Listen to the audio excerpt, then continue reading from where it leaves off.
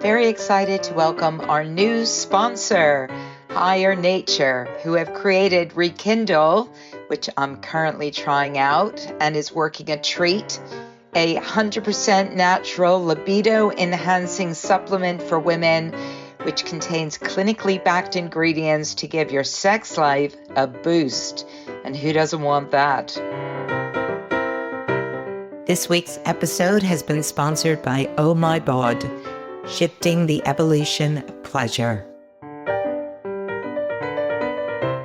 Hi, I'm Suzanne, and you're listening to Sex Advice for Seniors. Welcome, everyone. Today, I'm really thrilled to have a very special guest, Marni Battista. She is a renowned life coach, author, founder of the Institute for Living Courageously. I love that. She's dedicated her career to helping women, especially those of us who are over 40. I'm quite a bit over 40, rediscover their passion, purpose, and authenticity. She's got an incredible personal story. She spent 17 years in what looked like a picture-perfect marriage and career. That's 7 more than I managed, and realized something vital was missing. And she decided to transform her life, to face her fears or challenges. And yep, she even spent a year on the road living in an RV, which I can't even drive, to create a life of joy, fulfillment, and just be unapologetically herself. And she empowers women to break free from the shoulds that hold them back, whether that's in their careers, their relationships, or, as we're going to discuss, in their more personal lives. And she uses a process that's rooted in neuroscience and life designs, and just gets people to reclaim their confidence and create the life they truly love. I make that sound easy, but I know that it's... I know. That's what all us coaches do.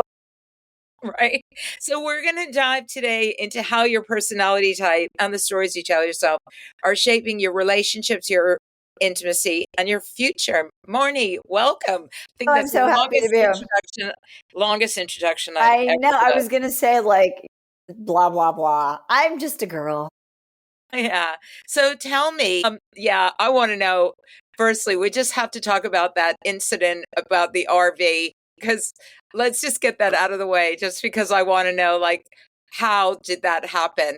Well, what's interesting, so I was laughing while you said that. You're like, I could never drive one. So I was married for 17 years. I got divorced. I was single for 5 years. Then I met my now husband. We've been together actually for 16 years. And in 2020, I got in a really big ski accident that kind of made me realize life is short. And is the business that I created the one that I really want? Or was it the one that I thought that you do if like you're successful? And I also realized in my marriage that there were a lot of things that I was just sweeping under the table and not really addressing. And from that moment, we ended up, and a lot of stuff happened in between, but we ended up selling our house after 26 years living in LA, empty nesters. And my husband and I went together on the RV trip. So I actually never sat my ass in that driver's seat ever, never once. And I'm totally okay about it.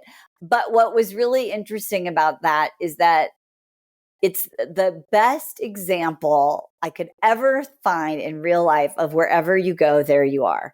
Because we thought that the RV would like solve a lot of the problems that we had. My husband's dissatisfaction with LA, we thought that, because we changed our environment, that our marriage would be better. What happened really was because you're in such close quarters and you can't escape it, was that it really just showed the flaws like loud and clear, and there were no rugs in that RV to put them under. And so in the end, it ended up being like, it was an amazing experience. We had so much fun, and it really allowed us to make a decision, about like, not only what do we want to do with our relationship, but it was really for me, like, life is short. Who am I going to be and what am I really going to claim? And I'm going to go after that. And that's when I really decided that I had been running by shoulds and I was done. Yeah. And I think that's one of those, it's funny. I spoke to a dating coach a few weeks ago, and she said, and I don't know if you agree with this, but she said by date 3, you should do something totally outside your comfort zone, like go away together. And I went, go away together with somebody on date 3? Like, I that seems outrageous. But she said no, because going away together and getting outside of your familiar environment is going to expose all the cracks immediately, right? You don't have to wait 17 years. You Well, can. here's the thing I would say to that. And I don't know how long this dating coach has been married, but when my husband and I first started dating, honestly, it was probably within 2 or 3 months. We went on a trip together to Canada and we went canoeing. I'll never forget because my husband's like, literally, you don't forget anything. And that sometimes is not to his advantage. We went canoeing and I literally remember being like, my God, he's so patient. He's so calm. He's so all these. And I had an ex-husband who wasn't any of those things. So I was like, freaking winner, chicken dinner. Like, right? I did what that coach said. 3 months that you're still in like butterflies, rainbows. So no, my husband is not calm and not patient, although he is working on it and has been working on it for 16 years. And he's probably more calm and more patient than he's ever been. So I would say it takes more than one trip 3 months in to really see all the See, crap. my experience was completely the opposite to that because I went on a holiday with my then husband when we first met. Actually, it was within 6 months. So it wasn't like date 3, right? Okay, yeah. I think we're agreed date 3 Yeah. is a little premature. Well, I mean, I think date 3 at this age, look, I'm 64, like life is Right. short, right? A Yes. lot of people are dying. 6 months is a long time. I could actually, in fact, the guy that I see now, I'd seen him like 2 times. And then I moved to the Grand Canaries for 3 months. And I said to him, just come and visit me. And I thought, nah, he's not going to do that. He's not going to do that. And because I know now he's not a planner. So that suspicion was pretty accurate. But Yeah. he did come and stay with me for 5 days. And actually, he had a brilliant time and he hadn't been away in 10 years. And we just had so much fun and it was fine, but I planned and did everything because I was living there. So he was like very kind of like, look, whatever you want to do is cool. And he's very much like that anyway. But flip side of that was with my ex-husband, we went on a holiday together and we almost didn't last. I have to say that the anger issues that he had, that had been kind of swept, he was doing perfect person, right? But he couldn't keep that together during this particular week-long holiday. And the very imperfect person came out. And that was pretty like, whoa, I wasn't expecting that. And I just said, I can't be with a person who has this kind of explosive. Yeah, of course. And I said, and he said, oh, no, I'll change. I'll do this. I'll do that. Well, I mean, we all know what happens. Right, exactly. Say that. And as one friend told me, change takes a long time. It's not like it just happens overnight. When people say, oh, you just can change takes a long time. So yeah, that was a real lesson learned there. So I don't, like being in an RV together. Yeah, my ex-husband and I would never, ever have lasted that one. We did have, I just have to say that we did have, it was the time of our life. I think that looking back on it, my husband would say, I wish I wasn't so stressed out. But when you're doing something new and you're driving a 40-foot vehicle and the illusion of freedom, because that's the whole other thing, right? There's this fantasy people have like, oh, if I didn't have my job, if I didn't have this, if I could retire, I would just go yada, yada, yada.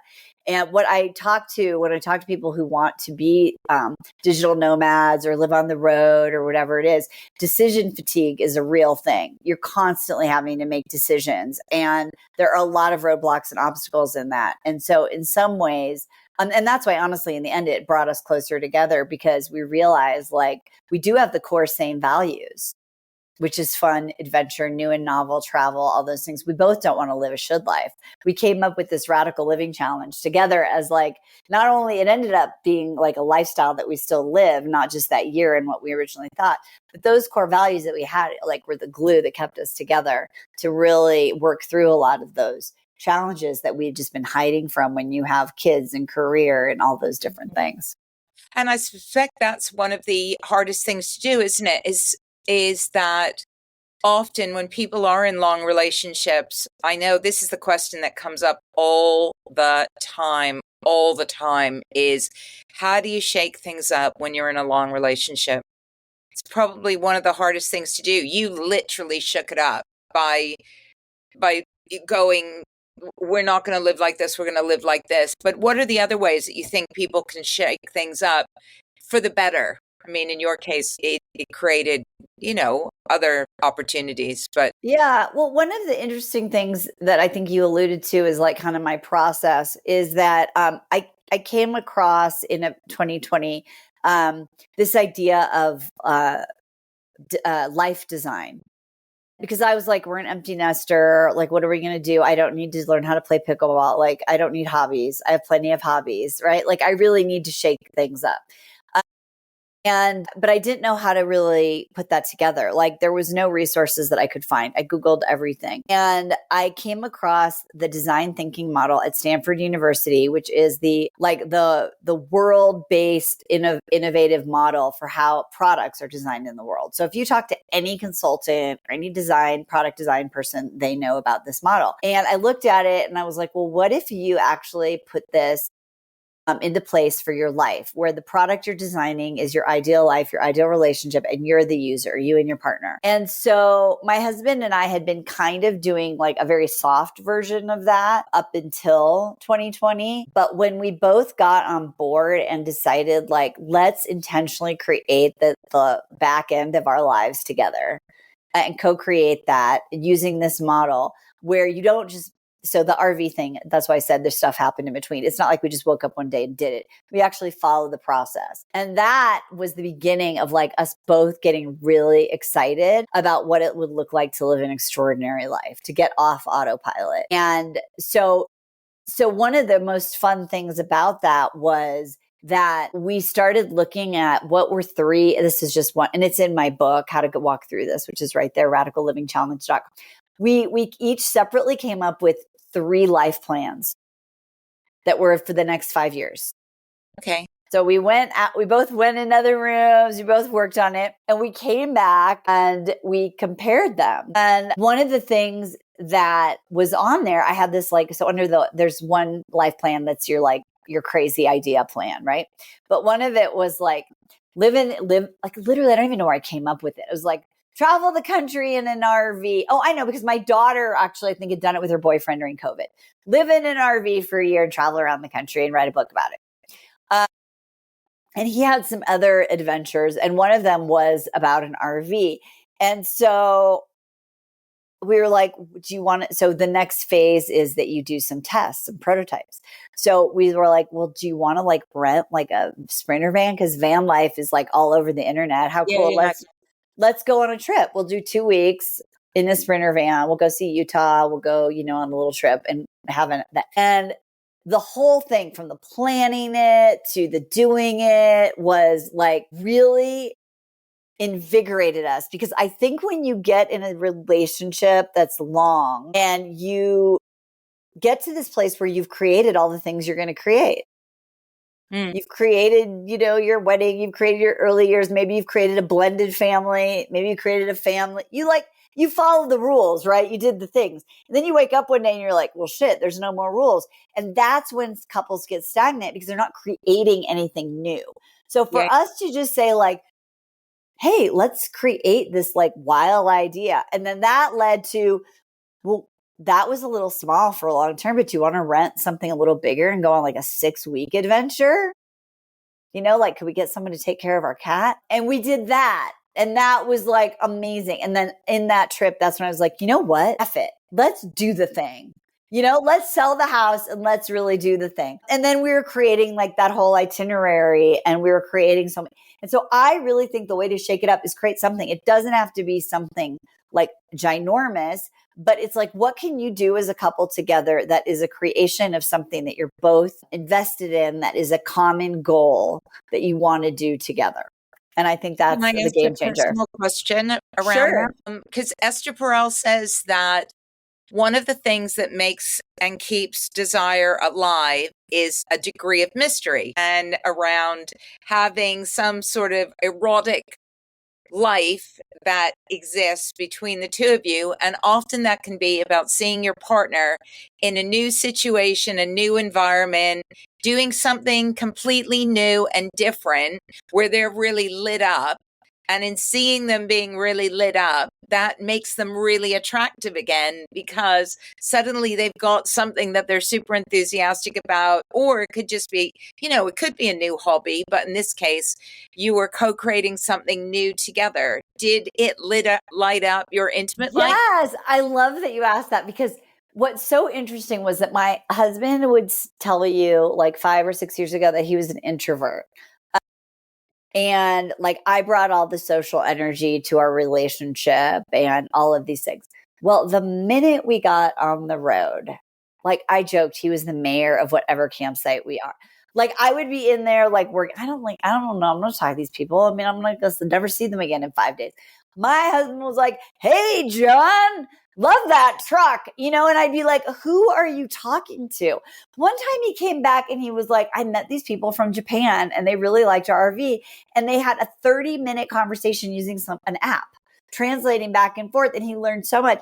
And it really did, because I was like, wow, he is like so social and confident and like interested and has all this expertise. And he was like the hero, right? Because he'd like, "I found the most amazing campsite, like, look at this, driving that big rig, And so it really did. I saw him in a whole new way. And also, I don't know if Esther Perel talks about this, but someone told me a long time ago that when you see your partner through the eyes of other people, you remember why you fell in love with them. And so people were just like, "Wow, your husband's so cool. Your husband's so this." And I was like, damn, he really is. I know. And I think that, you did, like I said, you did something that was pretty radical, but I always think it's worth people thinking like, what is it that you could do together? I once tried to take a partner swing dancing. I'm sure people are going to think I meant swinging, but swing dancing. And he had 2 left feet and he was really awkward. And again, we barely stayed together, but we then built this studio together that I'm recording this from. Unfortunately, he died a few years ago, but we built this studio together so he could do his visual arts. And when he was painting and drawing and doing creative stuff, he literally was like a kid in a candy shop. He was so happy. And when he was like that, he was super sexy because he just was in his element and he was so happy to be able to play in that way, so I always think like, what are those things that we can kind of either, as you've demonstrated, do together, do something new together, or do something where there's, where the person gets to just be playful. Right. Yeah. And that was really it. It was honestly so important to our relationship because, like I said, it revived the creation and it brought to light the challenges. And the one thing that when we were doing basically nomadic living for almost like 2 years, and we were in Australia and he was really just pissing me off. Like there was a lot of different things that were happening. And I said to him, and I felt it like from the deepest part of myself. I think I was like 57 at the time. And I said, "You know what you've taught me, which is so amazing. You've taught me that I can change is good. And that even though I'm older, I can totally do change. Like, and I like thrive. And like, you know what, when I take the leap, actually things are better."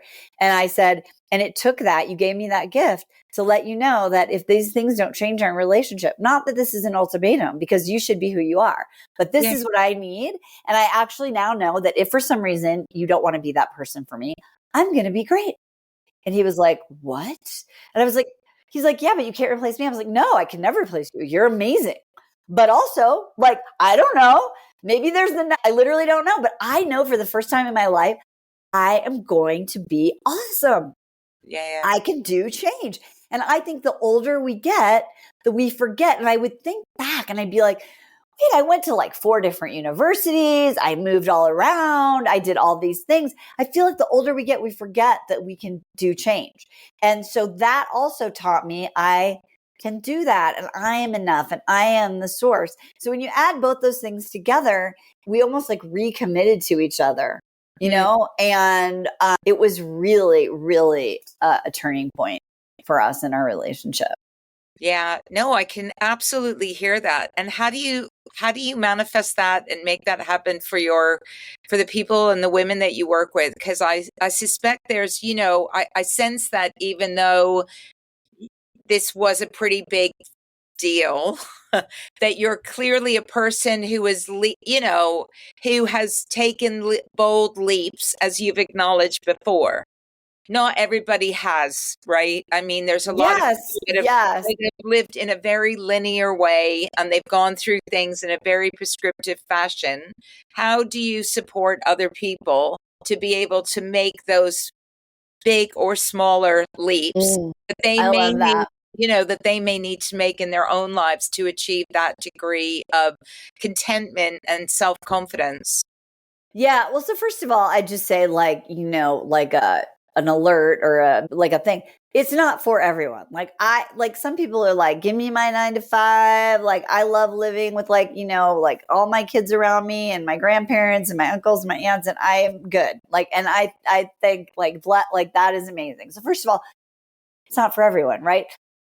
What I know is that the people that come to me have a thing inside of them, and they're like, I just wish I was brave enough to do the thing. Hmm. Like I see, like I envision myself. I have a client who's 74 who is single, and she has always loved all things France. She lived in France in her 20s. She moved to California to be with her daughter during the pandemic, has sort of planted roots, but she really felt like she wasn't done living her life. And so her original idea was like, I really honestly think I want to live in France. Like she had this vision, but she was afraid. And so we did this life design process. And first she signed up for like a 1-week immersion language course, in Nantes.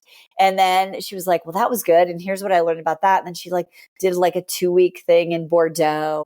And now she's like, what I realized is I don't want to live 100% abroad. I want to be able to have a place that I can go to for 2 to 3 months at a time and have community and a slower pace of life so I can still be around my daughter. And so we just literally had a session. We took all the data that she gathered, right? So again, design thinking. She's the user. She did a bunch of tests, prototypes. We took all the data. She got all these amazing criteria, and now she has 2 places that she wants to really examine, and she's going to go do like a longer reconnaissance trip and actually look at specific neighborhoods and apartments and condos and all those kinds of things.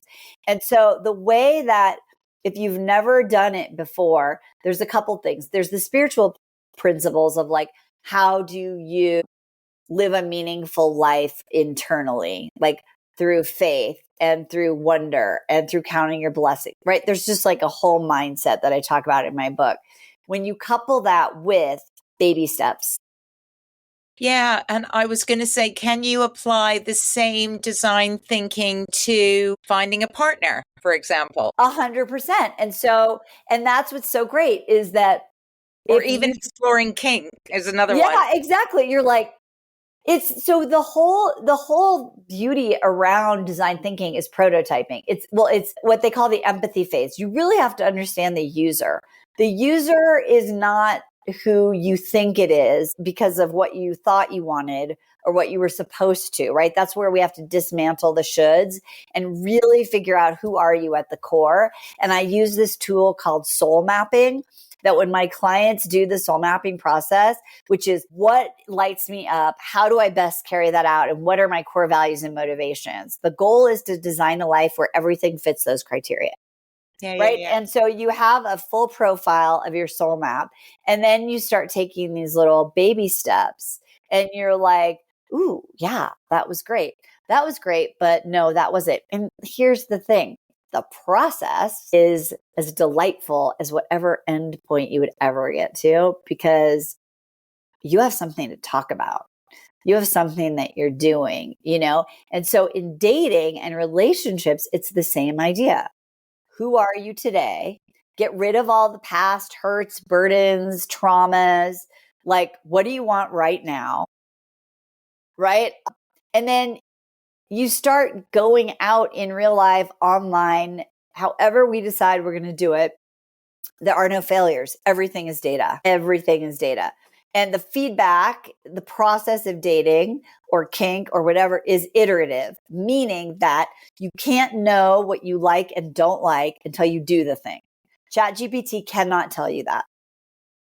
Yeah, Right? yeah, I agree with you. And I think that the point that you're making, which is I think and goes back to the RV experience, is that instead of taking those massive leaps, by taking those little small baby steps, you avoid the massive risk of like disappointment, for example. Like if you say, I'm going to go out with a person I normally wouldn't go out with, I'm going to actually pick somebody that sounds great, but doesn't really look like my type, as an example, right? And just go, let's see what happens if I do that. And if you go and you do that and you're like, you know what, he was a really nice guy, but there was just no chemistry or whatever, I feel I really need something going on. So you don't do that anymore, right? I mean, Well, exactly. And most experiments are more than one and done. yeah. Right. So you'd be like, let me go out with 3 people, I would say, that are not my usual type. And then the really other important piece of this experimenting is that you actually go in with questions that you're testing. So our binary brain usually goes, I like it, I don't like it. That's not helpful, right? Like if they're discovering a new drug, they don't go like, oh, it didn't work, never mind. They go, okay, what worked? What were we testing? What do we need? Like, it's very specific. So in your experiments, you would say, like, for dating, let's say it's, I'm going to try to date men that are outside my normal mile radius. Okay. Right. So you would be like, okay, so what am I testing? Number one, if I really like someone, is it actually not a big deal to travel? Number two, how locked am I into where I live now? Is that a story? Or is that real? Because I always say, like, if I put like Prince Charming in front of you, but he lived like 2 hours away in your life, could you move or would you move now? Right. So it could be that. It could be some people, it's like, do I feel more at ease or open with someone who lives outside my radius because I don't feel like I have to make a decision right away? I don't have to like see them every day. Like I feel like I could have like my long distance relationship and also not give up my independence, because that's another fear that people have, right? So you would make this list of questions. In order to answer these questions, you probably have to go out with like 3 to 5 people, right? At least to kind of really get the data. And then you look back and you go, this works for me, or this doesn't work for me. Yeah. Right. And you have really clear information so that what you would then do is you'd be like, oh, what I really need is I could date people long distance, but I realize I actually can't move. It doesn't matter how amazing he is. And I have to date people that I have to check right at the beginning. Are you would you ever be willing to live where I live because my grandkids live here or whatever it is? So everything, there is no waste of time. There is no waste of time. Get rid of that dating mindset. Oh, it's a total waste of my time. No, it wasn't. You learned something about yourself. So it can make it so much fun. And then that way, you're also not so focused on the end goal. I think in dating, the thing that makes it really hard and really suck is like, I'm doing this for 6 months and I better meet my guy because this is the last time I'm ever trying, you know? And you're like, no, don't. The journey, focus on the now, focus on how you're growing, focus on the things you can control and have fun. Because when you're experimenting, it's fun. Yeah, and I think that the design principles, especially for people like me who like iterating products and shit like that, I quite enjoy the whole idea of looking at it as a series of micro experiments that you then reflect, evaluate, and then say, well, actually, no, because I think one of the things that I've certainly discovered at this grand old age is that whatever we did previously, we don't have to do now. It's not, we can chuck it all away if we want, and we can just do what feels right for us. And sometimes we don't know what feels right for us until we find something that just feels different and better. Well, yeah. And that's so if you have the overall faith right? Like if you go like, if not this, something better. And if you go like, okay, I am going to really surrender that the divine is taking me to my exact right thing and that everything is getting me ready for my transformation or is part of my transformation, then wow, right? Then that allows you to be curious, open, and optimistic, which I think are principles for a healthy relationship or a healthy approach to dating. Curious, open, and optimistic. And also, let's face it, as we end this, healthy approach to life, because yes, if you are optimistic and what was it? Optimistic, curious, open, and curious, optimistic. yes, curious, open, and optimistic. If you are all three of those things, you are by your very nature a much more attractive person to others. Amen. Because it's really hard to be judgmental of yourself and others when you're curious, open, and optimistic. I love that. Let's end on that because what a lovely sentiment that is. Thank you a million times. Now thinking about, I watched far too many van life videos. I can tell you, I'm a little bit obsessed with those van life conversions that those hot young girls do. Yes, they drive off. Yes. Seemingly on their own. And I just keep thinking, how do they do that? But anyway, I love the fact that they do it. But yeah, you do have to change the black tank and the gray water. Someone does have to do it. So I bless my husband. He never even asked me to do it. That is, see, another reason to stick with him. Exactly. I'm with somebody very handy at the moment who's fixing a van at the moment, which is why he couldn't see me at the weekend. There you go. But, that's okay. Maybe together off you go in the countryside of England, Cornwall, or whatever. I don't know if he's that kind of guy, but anyway. It's really lovely to talk to you. You too. And have a great day.